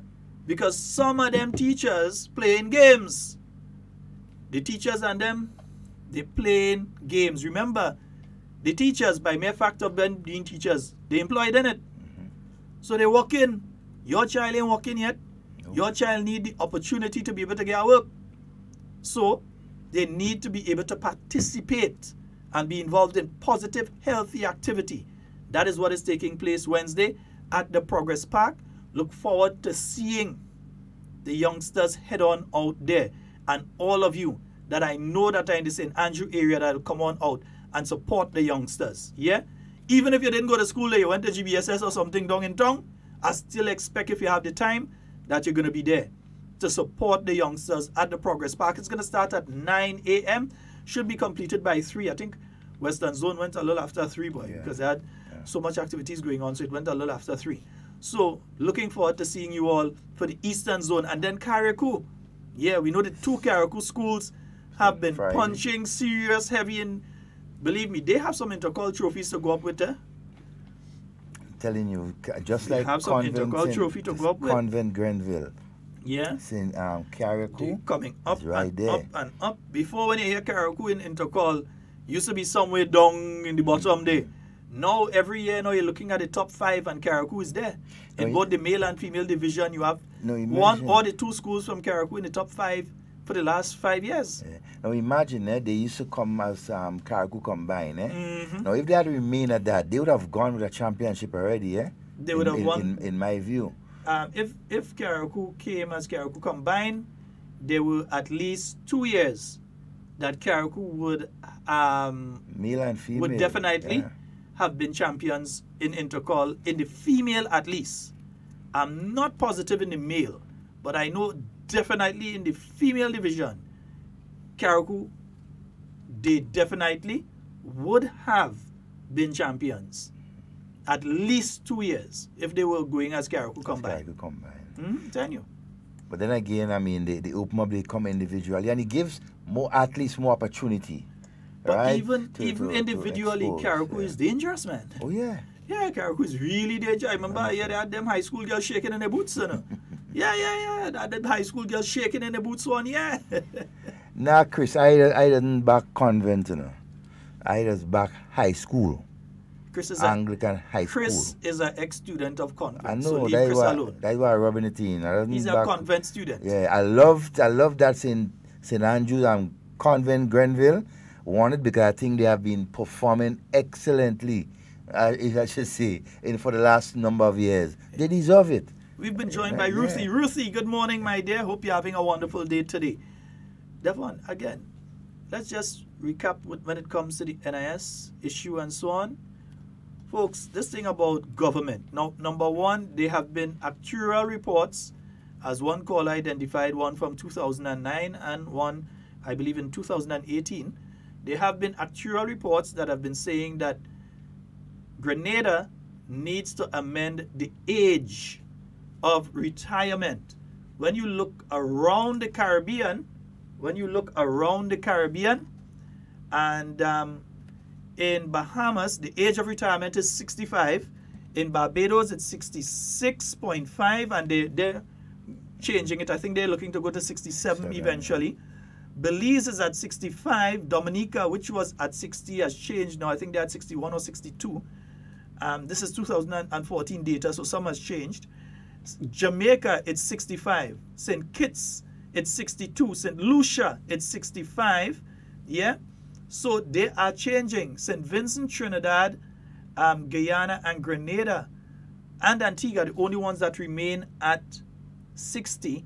And several of the countries are in the process of changing because their individual actuarial reports have said that 60 is too young to retire at. You have a call. Good morning and welcome. Good morning, everyone. Good morning, my friend. Yeah, you know this thing about this pension. And when I went to England in 1961. That time you didn't born yet. Right? And it's 65 years of age of retiring. That is England, 1961. I met it there. Right?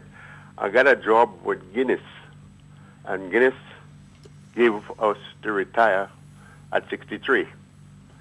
When I retired Guinness, I had to wait 2 years and 1 month before I get my pension from government because it's 65. Yeah. Wow. Because they reached the stage even in England, they say they're going to run out of money. And they're changing the age now because women used to be at 63, men 65. Now the women got up to 65 and the men got up to 70. Because they're running out of money, enough money is not going into the kitty. Well, as they say that when you was young and you're paying your tax is to pay for the one that is coming, and you is using what other people paying for the years you be in there. So I don't see why, we should retire certain people in this country at the age of 60, because you have a lot of years in you to work still. Yep, contributions, yeah. Well, if you take it like an ordinary person is walking in Grenada or anything, and the age of retiring here is so low, they cannot generate enough money that when they go on a pension at that age to survive, because they should have been still working, right? And another thing with this traffic warden business, as you know, I grew up in it, and people say, the traffic warden have to be good and have to know what they're doing. It in England, a traffic warden is a job.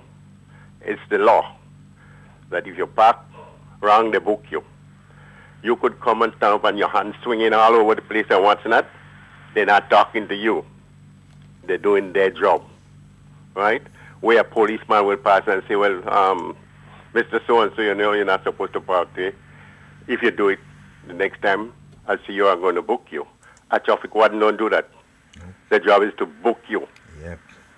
I go around the wharf there and I see by the medical center there, they put this line on the road, a zigzag line. I see people park on top of it, sit down in it, in the vehicle, and police passing and go in. If a traffic warden see you, he's going to book you. But a police isn't going to book you in England. Well, they'll tell you, don't do it again, move up, next time I'll book you. But a traffic warden is more strict on the road than a policeman. And I'm telling you, when they write in the ticket, they take no notice of you. Nope. So it's about time Grenadian. I know it's a new thing coming here, but they must understand that's the law, and they have to stick to it, right?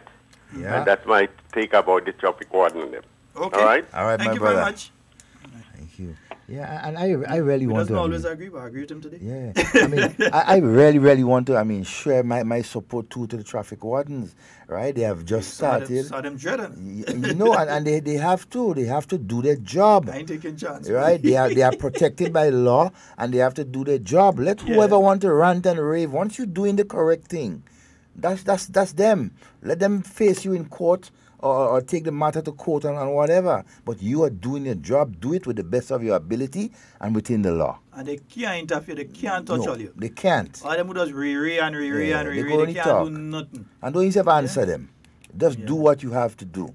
If they decide to threaten you or whatever, you have the police right there. You know what to do. It's the same as if they interfere with a police officer in the furtherance of their duties if they interfere with you also. That is against the law. Yeah, let them go ahead. Some of them playing the brave and all kind of thing. They want to interfere. And I fully support them. Yeah, they're not perfect, right? They're not perfect. They have just started. You have to give them the opportunity to do their job, right? They are doing an excellent job in easing up the pressure on the Royal Grenada Police Force when you have to have 20 and 30 officers out there in the traffic, calling traffic, when they could be doing a lot of other things, right, to keep this country more safe and secure, right? The traffic wardens, right, would be the one assisting as much as possible in most of the hot spots. I really commend the government and the police department and so forth implementing such a program, and we must support them, give them the full support that they deserve. Yeah, I know that the commissioner has been speaking about the traffic wardens, that the official launch and so on. You had quite a bit of information came out in relation to them, and I believe that they are doing an excellent job. I could tell you, I even saw one down Granans this morning. Good morning and welcome. Good morning. Hello, good morning. Good morning. Morning, sir. Yeah, guys. Y'all can hear me clearly? Yeah, we're hearing Yes, you. we're hearing you. All right, different system. Listen, morning, guys. Morning, Carriacou Petit Matnik. Sheldon, you know, we have had this conversation when I said to you it's important about the information that comes out of Grenada, how important it is. See the lady that called this morning that used to live in Canada, you see how informed she is? Yeah, very informed. Very informed, right? People have the notion that Grenadians outside of Grenada and even non-nationals are not interested in what's happening and what goes on in Grenada, and that's a misconception, right? So it is very vital, very important that we have the right message. We ain't talking about make-up story or not, but the right message coming out of the country. Now, while you all talking this morning, and one of my clients, she's posing the same question to me.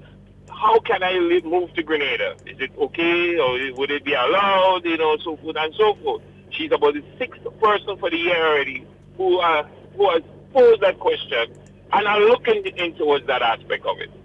All right? And it's a good thing. Now, on the issue there about the traffic warden, it's so important that people travel. And traveling is a very vital thing in one's life, if one can afford to do it. Because when you travel, you get to see how the world outside of our country operates. Ain't no way, well, they don't call him traffic warden here. They call him traffic. They have a lot of different names for them. But anyway, if one of these ticket agents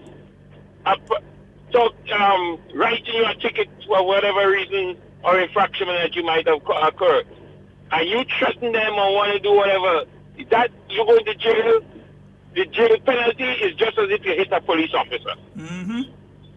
Assault a police officer. It's the same amount of penalty, same jail time you get it, same penalty. You know? So they just got to leave the folks to do their job, man. If you know you're not supposed to park there, don't park there. If you park and you get to, you know, talk to move or whatever, just move. You gotta learn to behave and operate as we civilized. We are civilized. Sometimes as though we forget what civilization is about. Anyway, guys, that was just my take this morning, man. All right, thank you very much. All right, man. One love. And you see, as with many things, I remember years ago when the terminal was built and buses were shifted from the various locations they were around town to the terminal. Because remember, those of us that are elder enough to remember that buses were located in the market square. So you had to get a bus, you had to go to the market square. The Grandans buses were by what was then the health center, close to the tunnel. And then the Grenville buses were close to the area where the terminal is now, but they were more a little up the road there, heading towards where KFC is there, on the side there, by the fish market area there. So the buses to go Grenville were there. Now, when the proposal came to shift the buses into the terminal, there were many people, bus drivers and all, that were saying, that can't work. You can't put everybody in this one place. That can't work. And the traffic go tie up. And how traffic go flow. And how there was one set of people that were saying that this thing just can't work. Forget it. It cannot work. Forget it. That's what people were saying. Because some people were saying, well, when I go in farm and garden and I buy my stuff, how I taking it quite over there? And some people, when I go in Foodland and I buy my groceries, where could I just cross the road or the guy could I just drop it on a bus? How I getting it across there? And all sorts of things were being said. Ain't it working now? Perfectly. It's the same thing as with the introduction of the traffic wardens. The traffic wardens have been introduced. A lot of people are now, oh, what this and that. But as they settle into their positions and they get more comfortable with the job, and people get more comfortable with them, it will definitely continue to work and improve. Like every other thing, Sheldon, those who continue to criticize and talk and make noise, those are the ones who will usually be getting all the tickets and doing all the foolishness on the road. You know? Yeah, want to stop and park anyway and hold up traffic and these kind of things. That's the ones who friend. Good morning and welcome. Mr. Romain. Good morning, sir. Good morning to you, sir. Good morning to Mr. Scott, and good morning to your listening audience. Well, Mr. Romain, the fact that you are back on the program today, I guess as much you have not informed Mr. Scott that the that the remedy that I gave you to your problem worked so well that you are back in full force today. Well, I forgot. He make me lose some memory, so I didn't remember to tell him. I take too much. No, don't tell me that if you're losing memory, don't tell me that you're still operating like if you are a supporter and member of the other side. Could you please make your contribution? Now, gentlemen, the traffic warden, I just want to say and want to make it clear that, look, the traffic warden, they have a duty and responsibility to carry out. And I want to assure them that they have the support of the police and the courts on their side. And that's the reason why they should carry out their duties and responsibility without fear or favor.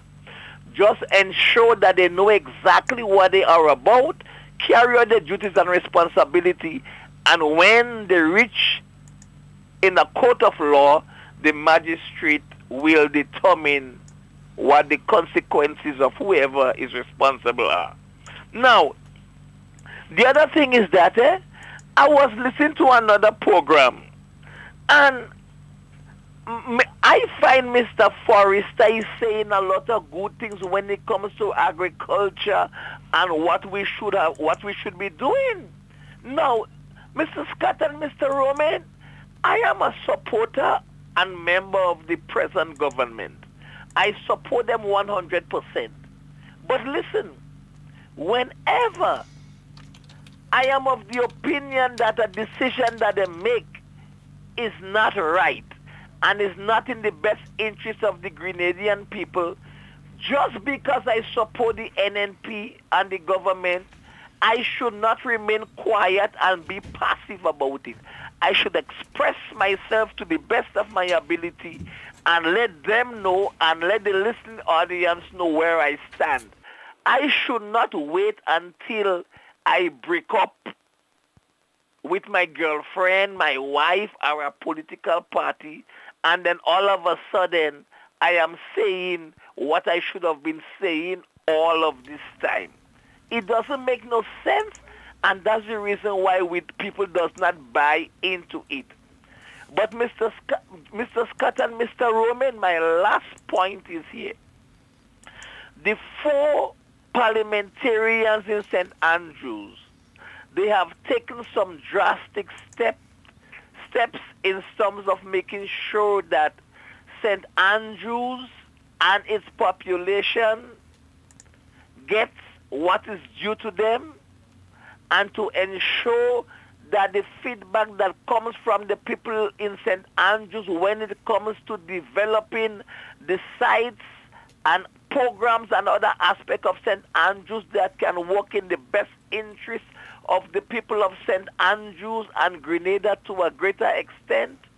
I just want to assure the people of St. Andrews that we have 4 parliamentarians, in my humble opinion, that has the best interest of the people of St. Andrews at heart.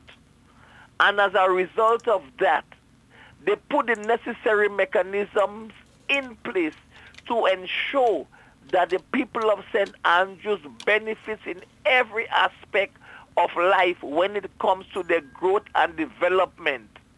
And as a result of that, Mr. Scott and Mr. Romain, I just want to say to the people of St. Andrews, continue to trust your 4 parliamentarians, and over the weeks and months ahead, as they consult with you in terms of what is best for the parish of St. Andrews based on what we have, you should come out and express your opinions and express your support for what you want to see for the big parish. And as a result of that, we will hold them accountable for what is being done and for what has not been done. To my brothers and sisters in the Northwest constituency in St. Andrews, where my heart lies, which is in the constituency of Sister Delma Thomas, I just want to say, I'm quite aware that everything is being done to fulfill whatever have been promised. Brothers and sisters in the Northwest in St. Andrews, just be patient. Miss Thomas will ensure that everything, let me not say everything, but what is important and what is necessary at this present time will be delivered to you. Just be patient. We will hold, listen what I'm saying here as I wrap up. We will hold Ms. Delma Thomas and her team to ensure that what is needed in the Northwest constituency will be addressed and will be taken care of. Brothers and sisters in the Northwest constituency, that's where my bias lies, eh? Mm-hmm. I want to wish you all the best. And I said, be patient. We will deliver. All right, my brother. Yes, indeed. And Devon, we're nearly out of time. I didn't even get to talk about the computers in Telescope. No. Yeah, they got a set of computers in Telescope right now in the resource center up there. They've been able to put a set of computers. Watch. Let's just take one more quick call. And then good morning and good afternoon and welcome. Hello, morning. Hello. Afternoon. Yeah. Go right ahead. Mr. Scott. You're live. Yes, go right ahead. Morning. I've been trying to get to you guys for the longest while. Okay. Anyway, you know our visitors are here round the clock now. Mm-hmm. Hello? Yeah, we're listening. You go ahead. Yeah. Our visitors are here round the clock. Well, on Friday afternoon, one of our visitors drove through from the Bruce End through the tunnel to get out because he wanted to go to the Carriacou.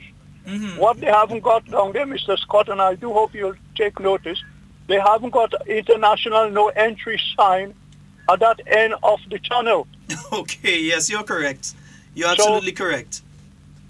There is some sign in a little bush there which says the library, the library, it says the library, Carriacou, and the Fort George. But there is no sign saying you cannot drive through from that end. A visitor would not know this because the local will know you can't, but he drove through. Luckily, nothing wasn't coming through. He said he wants to go to the Carriacou.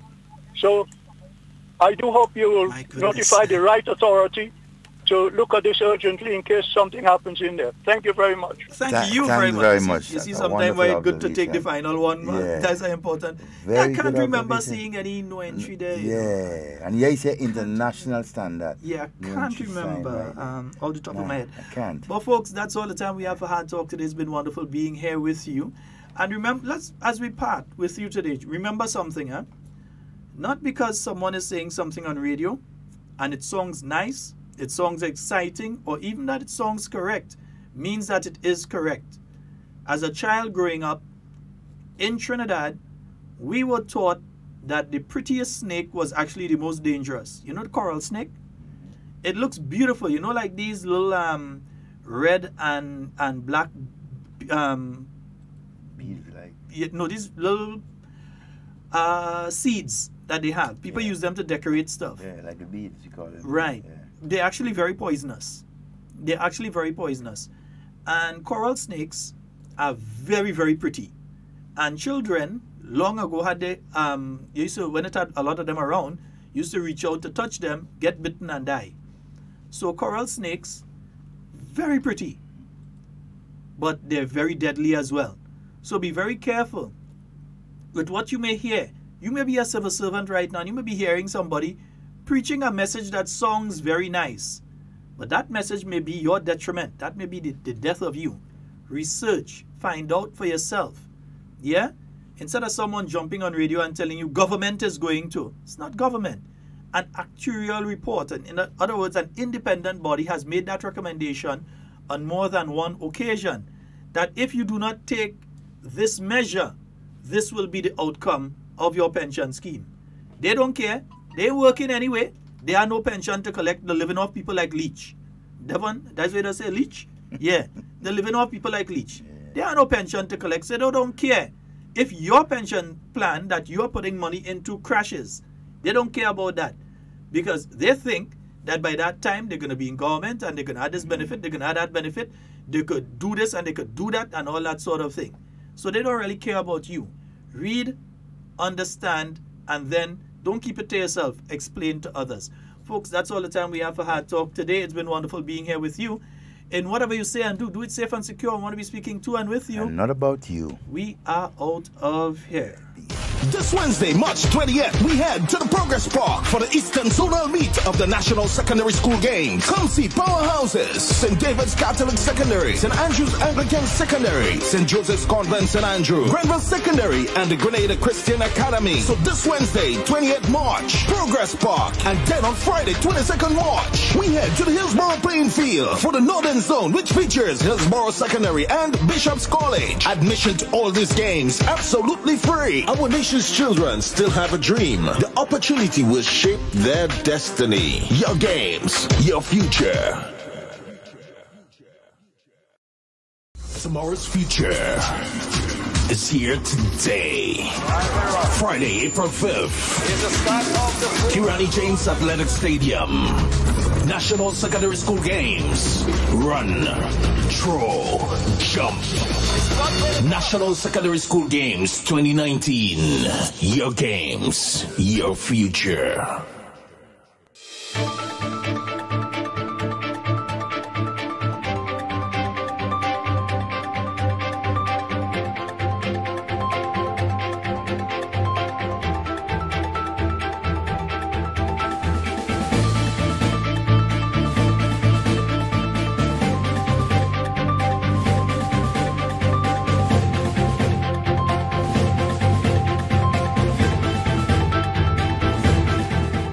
MOU signed between TAMCC and GHTA could mean more Grenadians will fill specialized positions in the hospitality industry. Details to this story and more in the National Report.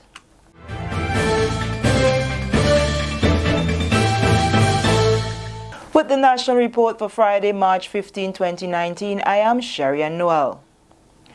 The Grenada Hotel and Tourism Association has signed a Memorandum of Understanding with the Carriacou Community College that will help to produce well-trained students who can fill the gaps in the hospitality industry.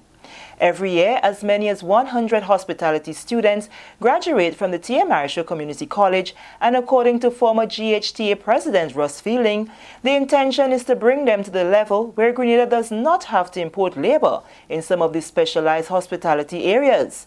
The MOU was signed between both parties on Thursday. In terms of restaurant staff, it's fairly easy. You need supervision. You need good servers. In the kitchen, there's always a gap, and that's one of the areas we hope to fulfill. One of the problems we have in Grenada that we don't have any executive chefs, or very, very few that are available. And what we need to do is develop our chefs that come out from here so that they can aspire to being executive chefs or head cooks in kitchens. We have excellent cooks coming out, but we need to develop the skills to be able to become executive chefs. TAMCC probably hasn't got the ability to do that currently, but you have to lay the foundation for those students so they can go abroad and study to be executive chefs and managerial staff. I mean, management is always a problem, and that is a gap that we're seeing, and that is a gap that we're hoping to be able to fill. The Carriacou Community College and the GHTA have a relationship spanning decades, which was formalized by Thursday's signing. Mark Kitchen, who represented the GHTA, gave their commitment to ensuring the partnership is a success. The majority of hotels here in Grenada have had past experience with TAMCC, and today the signing ceremony is really about formalising that agreement and really laying out that plan that was just spoken about in terms of moving forward. We're very, very excited to work closer with the faculty here at TAMCC, and we're extremely excited about working together with the students, both during their practical experiences and, of course, being able to provide full-time employment for them once they've graduated here from this great facility. Acting Principal of the Carriacou Community College, David Fleming, spoke to the positive impact the agreement will bring to Grenada and the tourism industry. The gains from this, we expect, would transcend the acquisition of knowledge and performance competencies of our students to them becoming world-class hospitality and tourism workers that would fit the high-end position at our hotels in Grenada and hotels throughout the region and the world over. The Grenada National Patient Kidney Foundation and the Ministry of Health are concerned about the increase in kidney diseases on island. The foundation reports an increase in chronic kidney diseases from 2018. This was revealed on Thursday by the foundation during a public forum. The forum was held to educate the public on treatments available, services and support offered, and ways to prevent the disease. There are already 18 individuals undergoing treatment at the General Hospital. In Grenada, similar estimates, like I said, in 2018 there were 15 persons receiving dialysis and another 30 plus patients attending the renal clinic, which is set up at the hospital, the General Hospital. An estimated 20 more plus Grenadians all living outside. That's only what we know. 20 plus patients living outside of Grenada that are receiving dialysis and usually come back and forth to visit, and they receive their treatment at our clinic. And for 2019, we have already gone as far as 19 patients. So we have jumped from 15 to 19. And I want to let you know that that happened within the space of 3 months. Director of Hospital Services, Dr. Carol McIntosh, highlighted the support offered by the government of Grenada to the hospital for kidney patients. The government of Grenada provides financial assistance to all patients with financial difficulty receiving dialysis through the Grenada Patient Kidney Foundation. May not be the best, may not be a lot, but it's assistance. And we're always saying, how do we work towards more? Peritoneal dialysis services are offered at the General Hospital under the guidance of Dr. Bristol. And she will talk about the numbers that are going up and how we can try to support in moving towards that. Medications provided at the General Hospital Pharmacy at concessional rates. So it's at a lower rate because the medication prices can be off the wall. And we don't want to be, and I can tell you this from here, I'm starting October 1st, so I can't tell you all through the years. But we don't want it to be that you're not taking the medication because you can't afford it. That you have to have some assistance in that. This is a national report. More news after the break. Last time, we entertained and thrilled you with song, comedy, drama, music, and dance. In 2019, we are back to light up your night as the RGPF Women's Arm presents Shine 2. A showcase of talent from all law enforcement women at the Grenada Trade Center on Saturday, March 16 from 7 p.m. Tickets are $40 in advance, more at the door. Tickets available from members of the RGPF Women's Arm and regular box offices across the island. Shine 2. Come listen to the amazing voices. Laugh your socks off with comedy at its best. A night that will leave you inspired emotionally and gratified. So, let's make it a day. Saturday, March 16th at the Grenada Trade Center as we, the RGPF Women's Arm, presents Shine 2. Welcome back.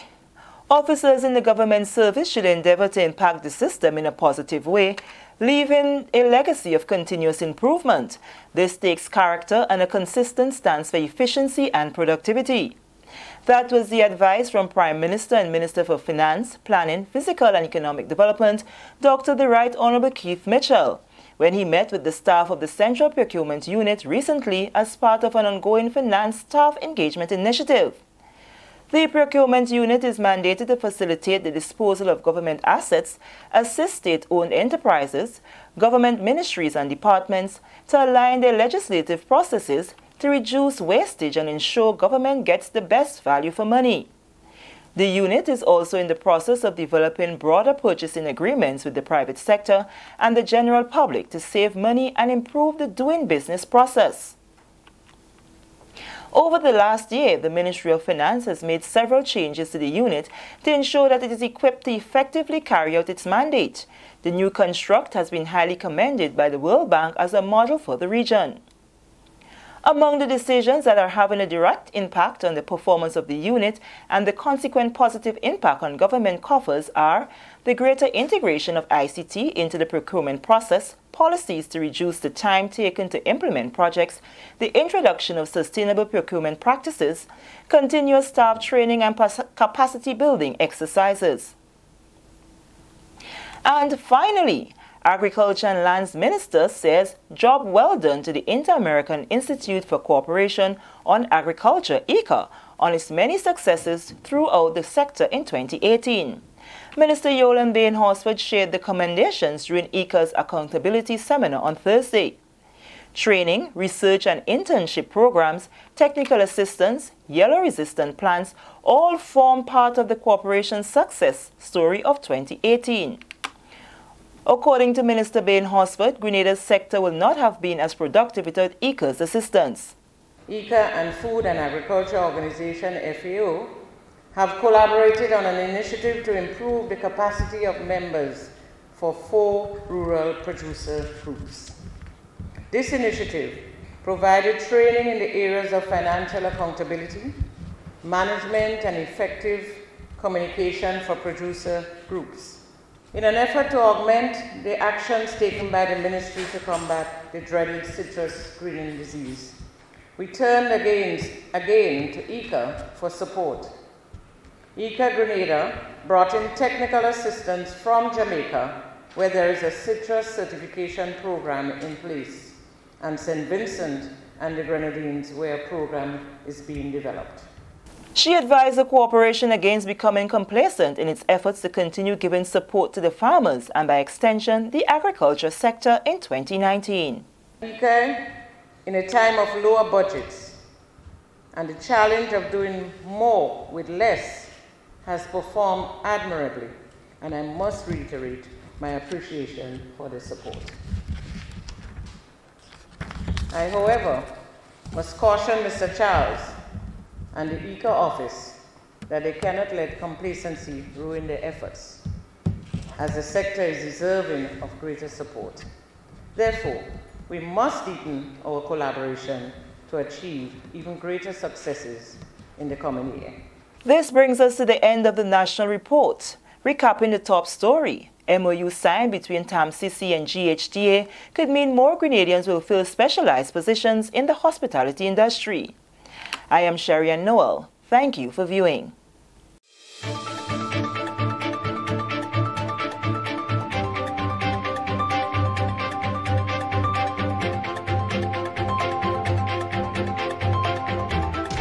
Wednesday, March 20th, we head to the Progress Park for the Eastern Zonal Meet of the National Secondary School Games. Come see powerhouses: St. David's Catholic Secondary, St. Andrew's Anglican Secondary, St. Joseph's Convent St. Andrew, Grenville Secondary, and the Grenada Christian Academy. So this Wednesday, 20th March, Progress Park, and then on Friday, 22nd March, we head to the Hillsborough playing field for the Northern Zone, which features Hillsborough Secondary and Bishop's College. Admission to all these games absolutely free. Our nation's children still have a dream. The opportunity will shape their destiny. Your games, your future. Stay up to date with all that's happening with the new national party, NNP. Send us a message via text or WhatsApp on 405-8683 with your name, email, and constituency. Stay in the know with NNP. Get updated.